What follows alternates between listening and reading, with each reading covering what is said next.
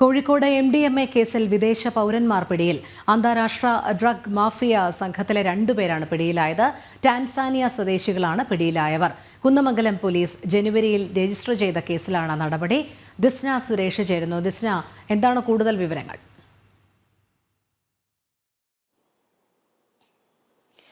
രോഹിണി നേരത്തെ സൂചിപ്പിച്ചതുപോലെ തന്നെ കുന്നമംഗലം പോലീസ് സ്റ്റേഷൻ പരിധിയിൽ കാരന്തൂർ എന്നൊരു ഹോട്ടലിൽ ജനുവരി 21-ന് രജിസ്റ്റർ ചെയ്ത കേസിലാണ് ഇപ്പോൾ നടപടി ഉണ്ടായിരിക്കുന്നത്. 2 വിദേശ പൗരന്മാരെയാണ് പോലീസ് പിടികൂടിയിരിക്കുന്നത്. പഞ്ചാബിൽ നിന്നാണ് കുന്നമംഗലം പോലീസിന്റെ, അതായത് സിറ്റി പോലീസിന്റെ നേതൃത്വത്തിലുള്ള സംഘം അവിടെ എത്തി ഇവരെ പിടികൂടിയത്.